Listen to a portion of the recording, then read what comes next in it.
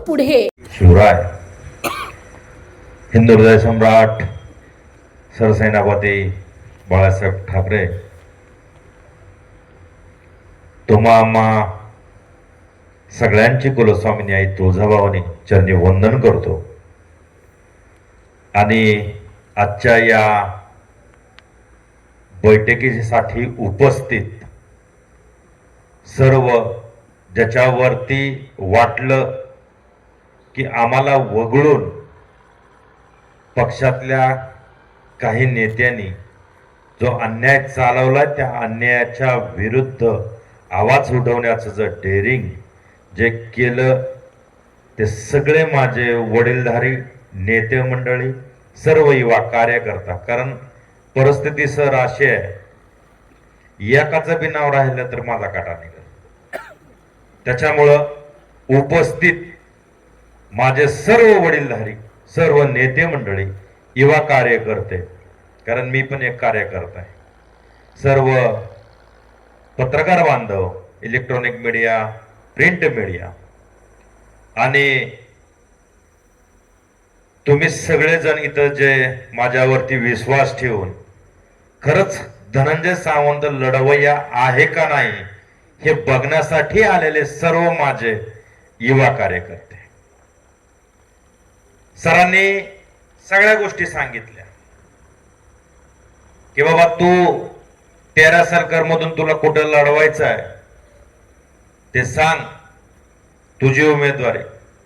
मी म्हणलं अण्णा, उमेदवारी धनंजय सावंत म्हणून मी माझ्या चुलत्याकडं कधी बी घे, कारण मी 2 वेळेचा जिल्हा परिषद सदस्य आहे, 2 वेळेचा, एकदा बांधकाम सभापती, एकदा उपाध्यक्ष आहे. माझी उमेदवारी, माझा सर्कलही ओपन पडलाय, माझी उमेदवारी मी कशी बी घे. पण ज्यावेळेस शिंदे साहेबांचं बंड झालं त्यावेळेस जे शिवसैनिक आपल्या सोबत आले, जे पदाधिकारी आपल्या सोबत आले, त्या कार्यकर्त्यांचं काय. कारण ज्या चर्चा कळत आहेत की धनंजय सावंत ह्याने ह्याचीच फळी उभा केली, मला वाटतं तुम्ही सगळेजण साक्षीदार आहेत की धनंजय सावंत वैयक्तिक गट म्हणून एकही माणूस उभा केला नाही, पण कुटुंब म्हणून शिवसैनिकाला एकालाही धनंजय सावंत एकटं सोडलं नाही.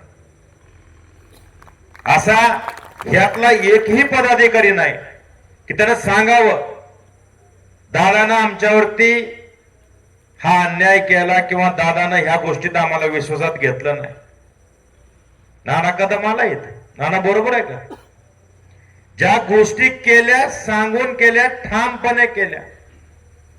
बापू मगाशी तुम्ही बोलताना सांगितलं, मिटवून घ्या, 4 पावलं मागं घ्या.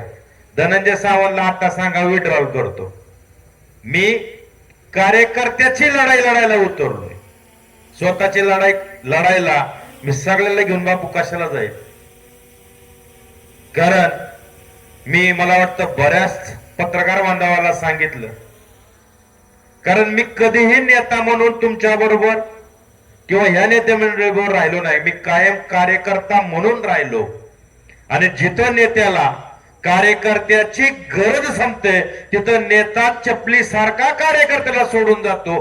ती परिस्थिती माझी झाली.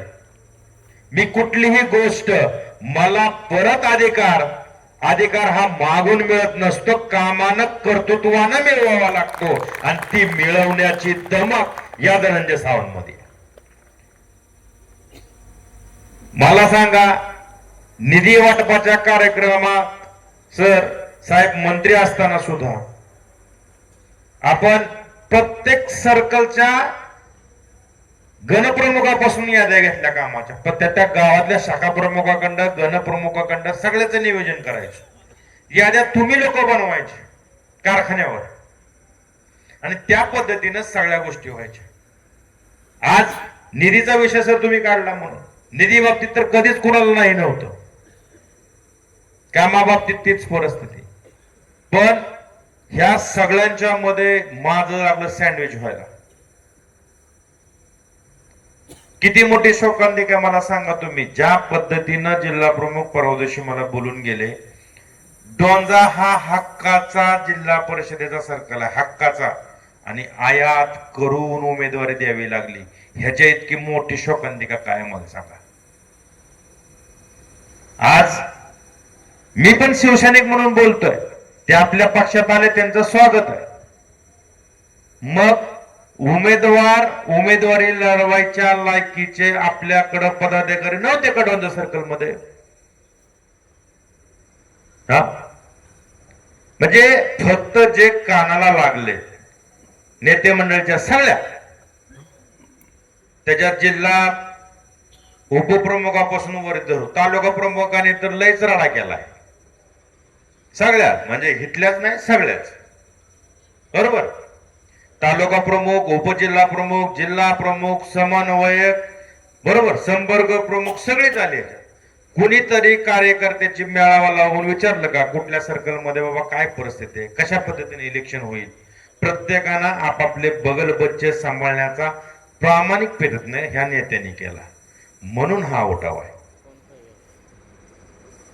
म्हणून हा उठाव आहे.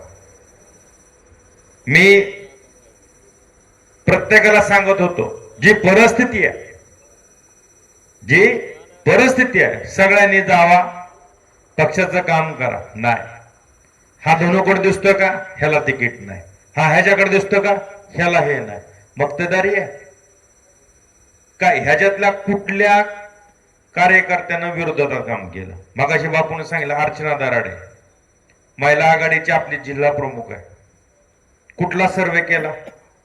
मला माहिती आहे, ते माझे चुलतेच आहेत, आमदार आहेत. कोणी सर्वे केला? त्यांनी तर माणसं नाही लावलेली. सर्वे केला कोणी?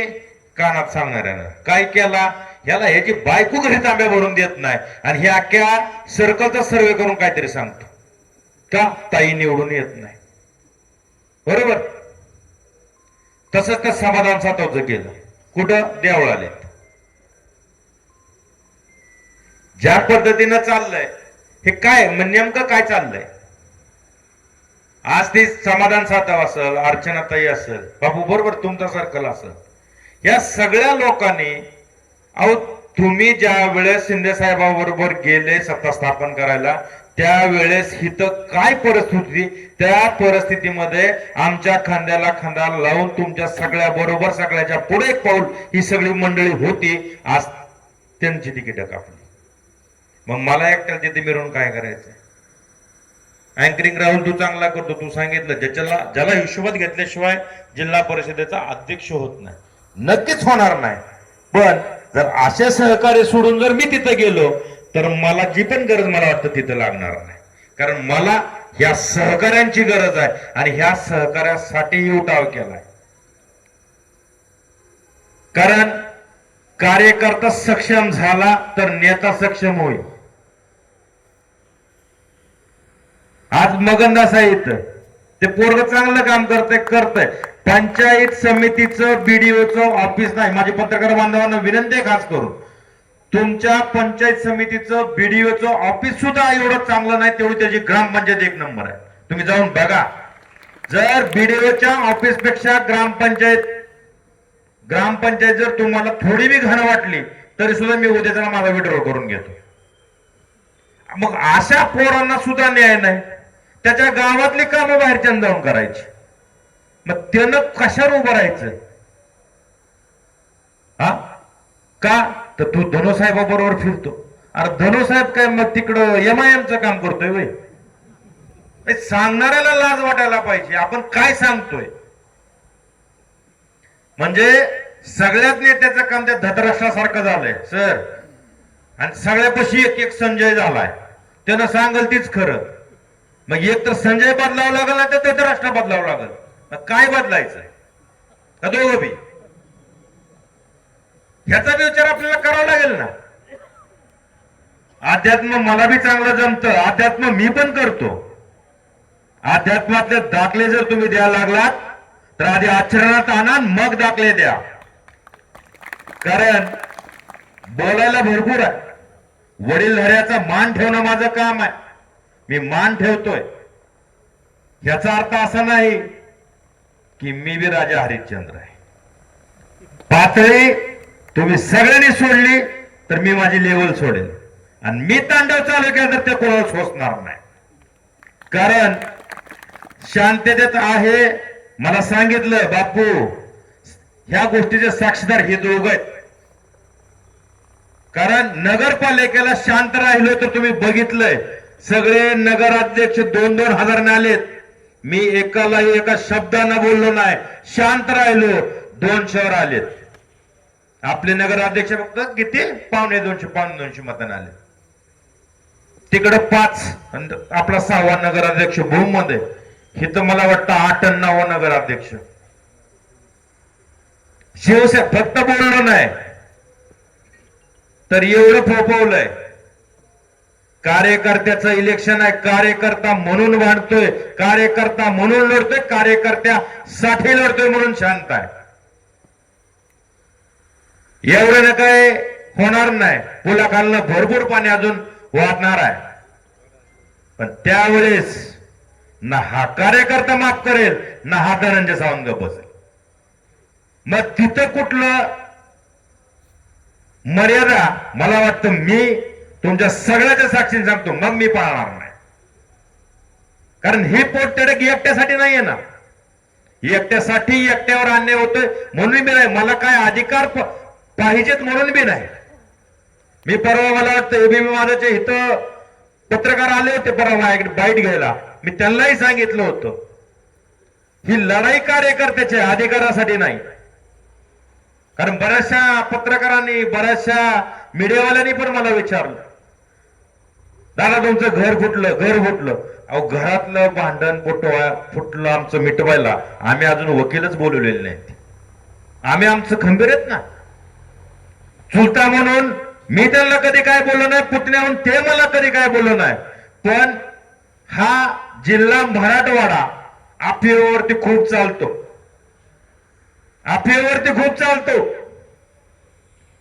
आपल्यातल्याच काय भांडवलाने सांगितलं साहेब धनु साहेबाला असे म्हणले, धनु साहेब साहेबाला तसे म्हणले. झाला कार्यक्रमच लागला. ज्यानं घराचं वाटोळ केलं त्यानंच तुमचं राजकारणातले वाटोळ चाललंय. विषय समजून घ्या. राजकारण नाहीतर लटकसर तुम्ही मला सांगा. ज्या वेळेस मी बांधकाम सभापती विद्यमान होतो अनाळ्यात जागा पडली. तुम्ही मी दत्तांना बापू तुम्ही पण होता. मला वाटतं 5 बिबल्याचे सुद्धा आपले सगळे नारायण खरे सर दिनोबा तेव्हा शाहू तात्या ही सगळे सिनियर मंडळी तिथं होती. साहेबांनी मला वाटतं विजय माने पत्रकार सुद्धा तेव्हा माझा मित्र म्हणून तिथं उभा होता. बरोबर आहे विजयराव. तेव्हा साहेबांनी सांगितलं दोन मी लटकेसाला शब्द दिला मी तुला उभा करणार नाही, मी गौतम लटकेला उभा करणार आहे.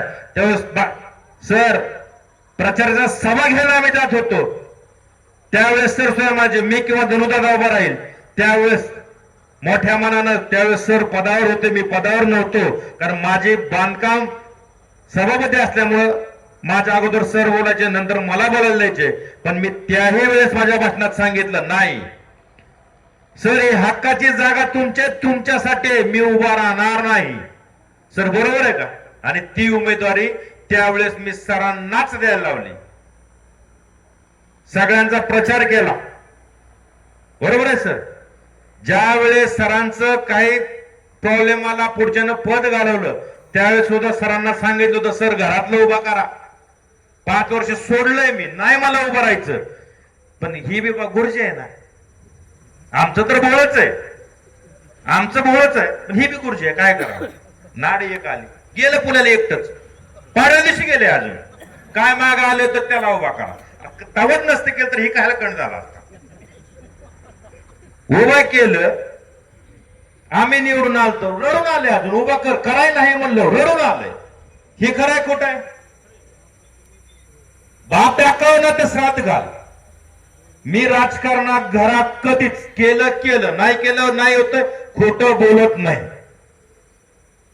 मला जे जमतं तेवढं मी करतो. जो शब्द पाळला होतो तोच बोलतो. म्हणून माझ्यावर विश्वास आहे. म्हणून म्हणते धनंजय सावंत लय निबार बोलतोय. करणीत चुकत नाही. दिलेला शब्द पाळतो म्हणून बोलतो. सांगितलेलं काम तेवढंच तेवढंच प्रामाणिकपणे करतो म्हणून बोलतो. उभा केलं, सगळं झालं. ह्या वेळेस तीच परिस्थिती होती. आपलं बसून ठरलं होतं सर, नगरपालिकेच्या अगोदर आपण चौघ-पाच होतो, अण्णा बी होतं. सुरुवातच अण्णामुळे झाली. आता कसं आहे, बोलायचं नाही मला. मला वाटतं तुला बोललो मामा मामा, तुला सांगितलं मी. ते आता जाऊ दे, पण तुला सांगितलं. आता वाढेल, आता वाढेल.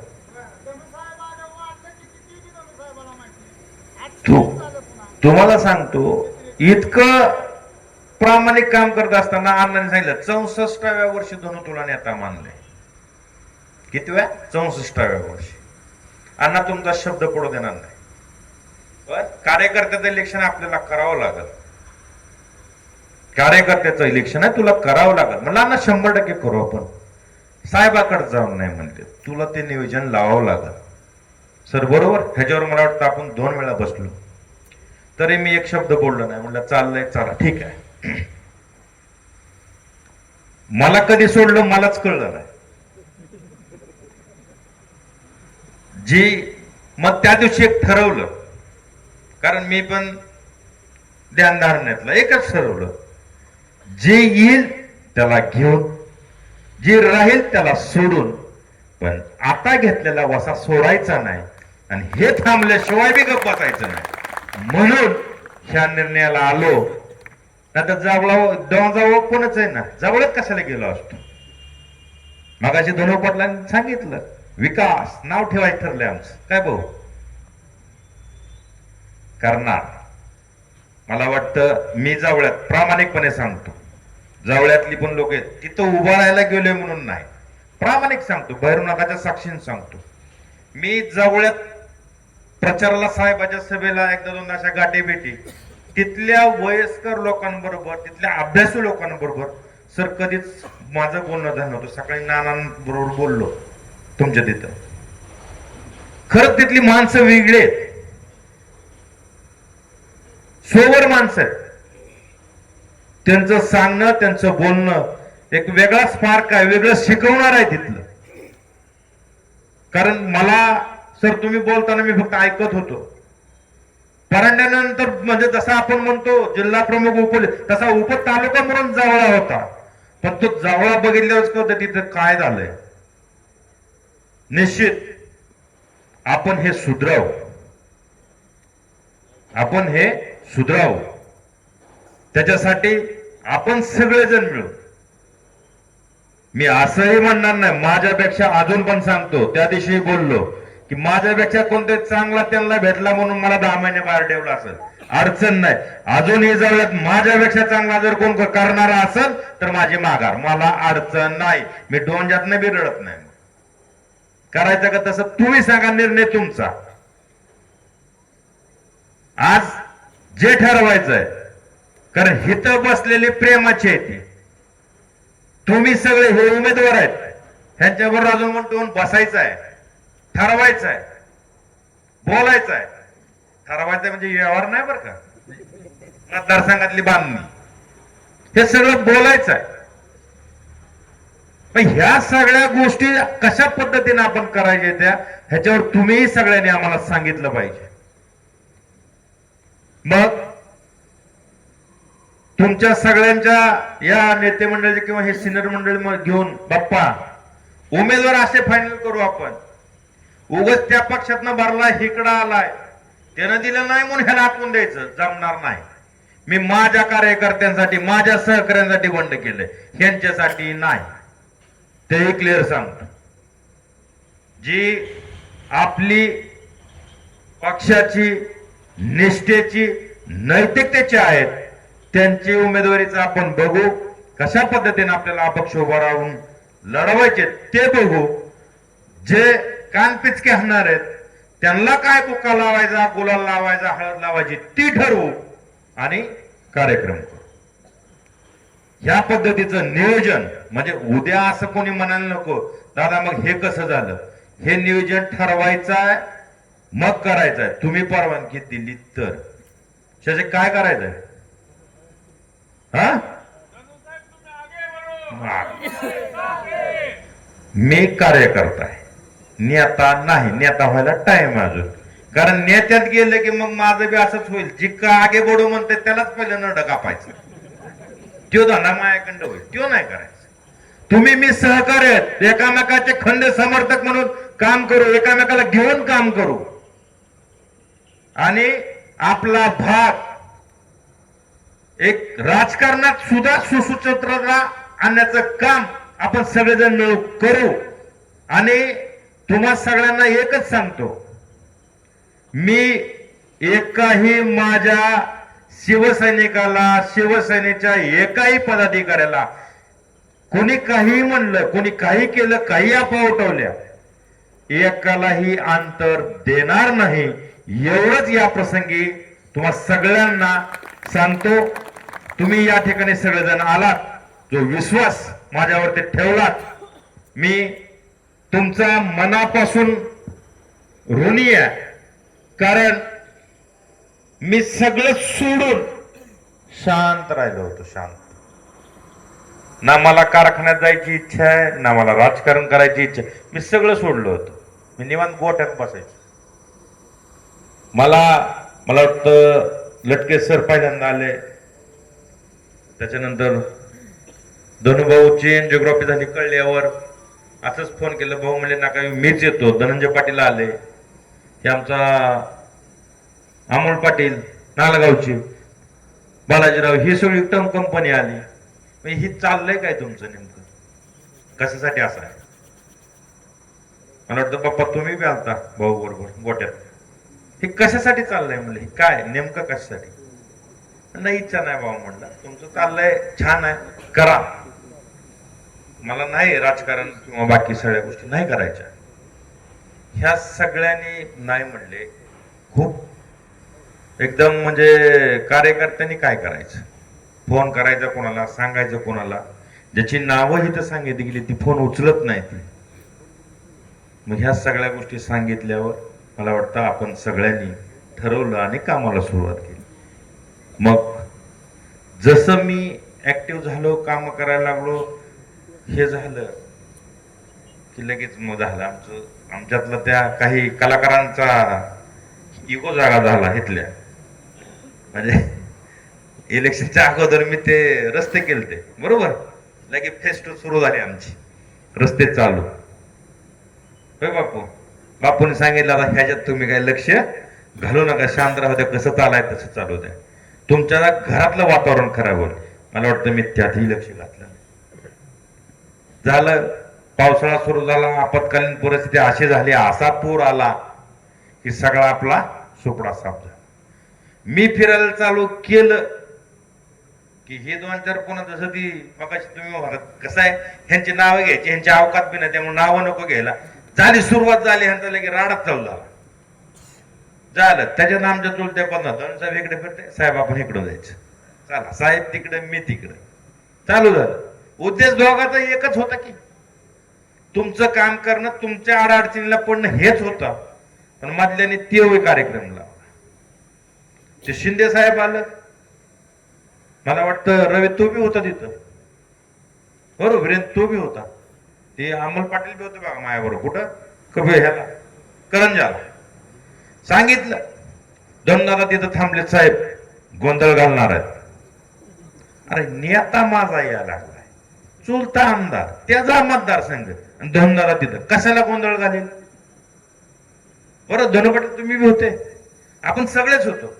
मला झाकीर भाईचा फोन आला, दादा तुम क्या कर रे, वैसा क्यों कर रे? अरे म्हणलं का झालं काय? मला असं असं कळलं, आणि साहेबाला इथं सांगते. साहेबाला काय सांगायचं सांगू दे म्हणलं, मी आहे ते घेऊन एकनाथ बोल. ही गोष्ट भाषणात सांगतोय की उद्या जाऊन झाकीर भाईला विचारा. हलक्या कानाचं किती असावं ह्यालाही प्रमाण आहे, हलक्या कानाचं किती असावं ह्याला बी प्रमाण आहे, आणि सांगणाऱ्यांना काय सांगावं ह्याला बी प्रमाण आहे. आज आपल्या पक्षामध्ये किंवा तुमामामध्ये जी ही विसंगती आली, ही फक्त मधल्या माणसामुळे आली. त्याच्यामुळं आपण आपला निर्णय केलाय, तुमच्या साक्षीनं केलाय ते तुम्हाला सांगितलं, तुम्ही त्याच्यावर विश्वास ठेवलात, तुम्ही इथं आलात. हे जे आपण उमेदवार काय अपक्ष आपल्याच पक्षाचे उभा आहेत, मला वाटतं त्यांच्यापेक्षा चांगलं काम करणार आहेत म्हणूनच ते उभा आहेत आणि तुम्ही सुद्धा त्यांना स्वीकारलंय म्हणून इथं आलाय. बरोबर. त्याच्यामुळं आपण कशा पद्धतीनं लढायचं, लढवई वृत्ती आहे आपली आहे, आपण ह्यांना कशा पद्धतीनं जिंकून आणायचं याच्यासाठी काम करू. असंच आम्हा सगळ्यांना एक तुमचा म्हणून, तुमचा सावरणारा भाऊ म्हणून अशीच साथ द्या. तुमच्या माग कायम तुमची सेवा करण्यासाठी मी कटिबद्ध राहील एवढंच आजच्या प्रसंगी सांगतो आणि हिथं सगळ्यांची रजा घेतो. जय हिंद, जय महाराष्ट्र. धन्यवाद साहेब. आपण आम्हा सर्व शिवसैनिकांना मानात. आपल्या परिसरातील बातम्या पाहण्यासाठी चॅनलला सबस्क्राईब करा, व्हिडिओला लाईक करा आणि बेल आयकॉन दाबायला विसरू नका.